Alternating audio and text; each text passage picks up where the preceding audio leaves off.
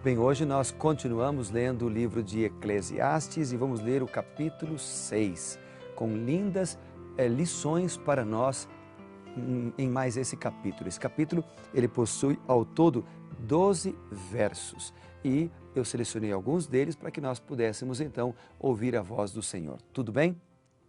Antes, porém, de lermos Eclesiastes capítulo 6, nós vamos orar e pedir a bênção de Deus sobre a leitura, para que a gente tenha sabedoria, para que a gente possa aprender mais deste capítulo.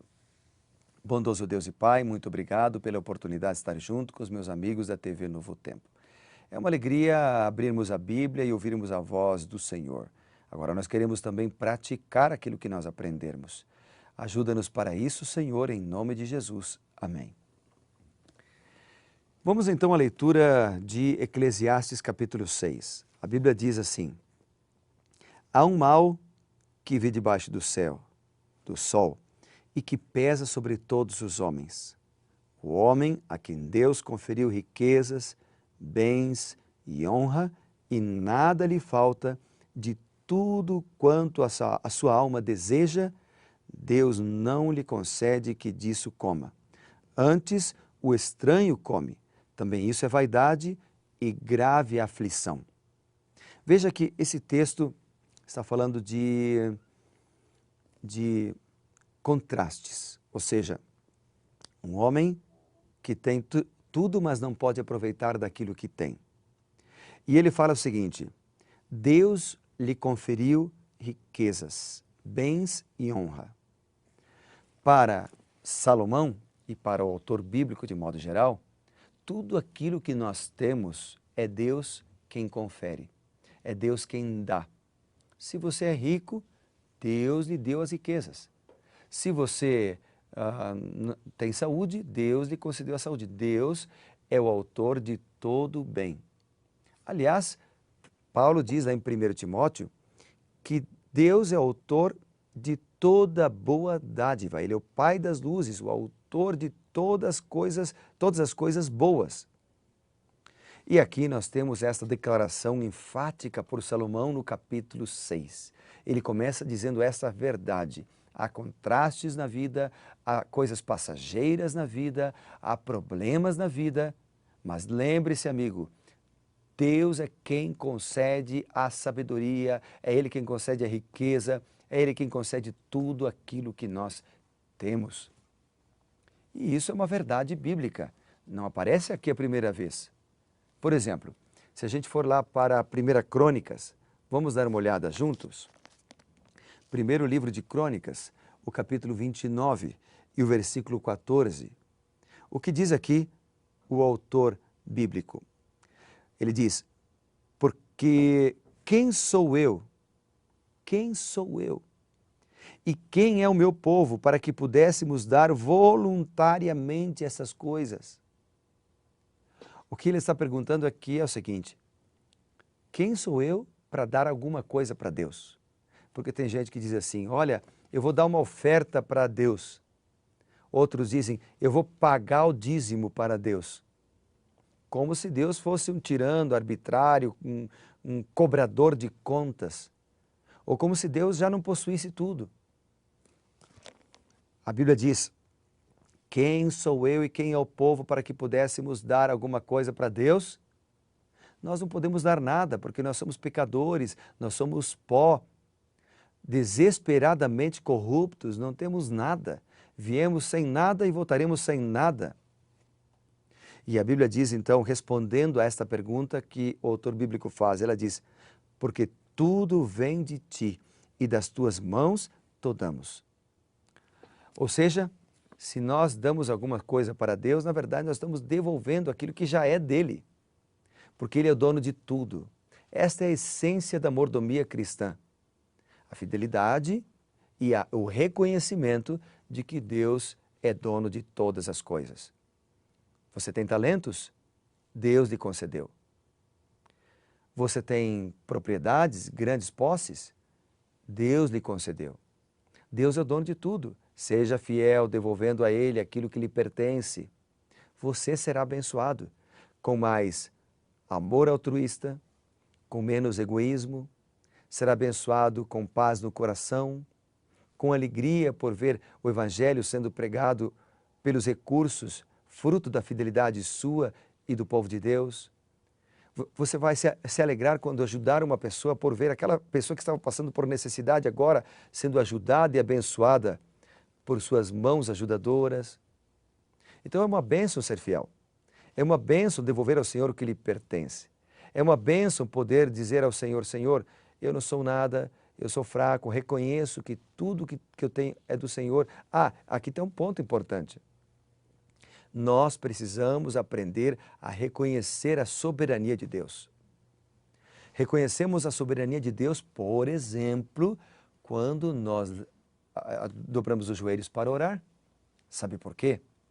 Porque quando a gente se levanta de manhã bem cedo e sai de casa sem dobrar os joelhos, sem orar, sem buscar a presença de Deus, sem clamar pelo poder do Espírito Santo, querido, aquele dia é um dia perdido na sua existência.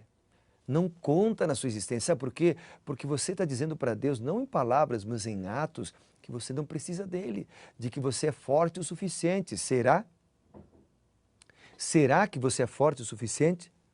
Nós não sabemos, a Bíblia diz, nós já lemos aqui em outros capítulos, nós não sabemos de fato o que vai acontecer conosco amanhã. Podemos nos planejar, podemos nos organizar, podemos imaginar, mas será que aquilo de fato vai acontecer? E se uma tragédia bater sobre você? E se um acidente acontecer?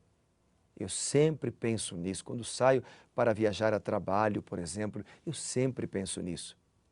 Será que eu chegarei no meu destino? E se eu não chegar, como está meu coração? É por isso que nós precisamos reconhecer a soberania de Deus. Tanto Eclesiastes, capítulo 6, verso 1, como 1 Crônicas, capítulo 29 e o versículo 14, são claros em dizer: Deus é o dono de todas as coisas, Ele é soberano, Ele é proprietário, Ele conduz a nossa vida e por isso nós precisamos reconhecer isso através daquilo que falamos, através daquilo que cantamos, através daquilo que comemos, através daquilo que da maneira como nós administramos o dinheiro que nós temos. Isso tudo vai revelar se nós reconhecemos ou não a Deus como nosso Criador, como nosso soberano Senhor. Muito bem, meu amigo.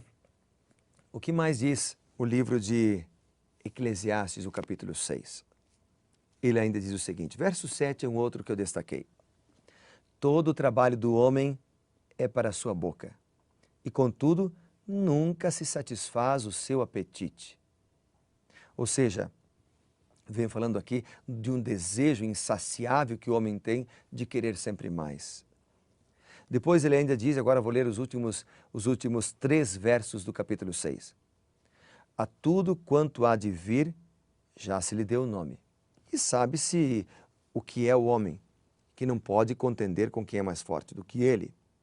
É certo que há muitas coisas que só aumentam a vaidade, mas que aproveita o homem a isto? Pois quem sabe o que é bom para o homem durante os poucos dias da sua vida de vaidade, os quais gasta como sombra? Quem pode declarar ao homem o que será depois dele debaixo do sol? Algumas coisas aqui desses últimos versos para a gente encerrar a nossa conversa, a nossa reflexão nessa manhã. Primeiro, ele faz uma pergunta. Quem sabe o que acontece ao homem depois que ele deixar essa vida?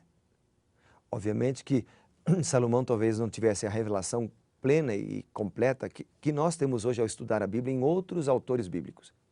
No entanto, o que ele está dizendo é que as pessoas não podem revelar o futuro e as coisas terrenas exatamente como elas são, porque elas são transitórias.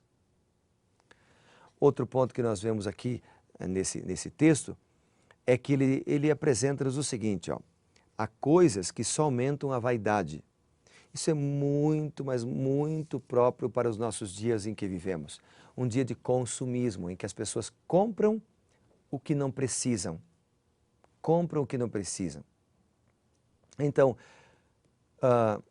hoje, o que traz a felicidade para as pessoas, o que parece trazer a felicidade para as pessoas, são as coisas, são os bens materiais, é o ter mais e mais e mais. Mas no fundo, presta atenção. Você quer uma coisa muito, você compra aquela coisa, ela deixa de ter o valor para você. E você passa a querer outra coisa, para satisfazer, sabe o quê? Para satisfazer a eternidade, a eternidade que Deus colocou dentro do seu coração. Nós já estudamos sobre isso. Então veja, a Bíblia diz que só Deus pode satisfazer os desejos de nosso coração, preencher plenamente o nosso coração. Então, querido amigo, vamos confiar no Senhor. Vamos entregar a vida ao Senhor. Vamos buscar o Senhor. E certamente nós seremos felizes. Eu termino aqui orando por você, buscando a presença de Deus para a tua vida, para que você possa ser feliz, para que você possa reconhecer Deus como soberano em tudo aquilo que você fizer. Vamos orar? Bondoso Deus e Pai, eu te agradeço, Senhor, por teu cuidado e amor, por teu carinho e proteção. Toma minha vida em tuas mãos. Meu coração, nosso coração vem hoje purificar. Lava-nos, ó Deus, de todas as impurezas. Batiza-nos com teu Santo Espírito e conduz a nossa vida. Em nome de Jesus, amém. Foi bom falar com você, muito bom mesmo. Que Deus te abençoe muito, que Deus cuide da sua família, que Deus cuide da sua casa. E lembre-se, faça de Deus o soberano da sua existência todos os dias. E assim você será abençoado e abençoará outros. Tudo bem? Lembre-se, seja revivado pela palavra de Deus e seja feliz. Até mais.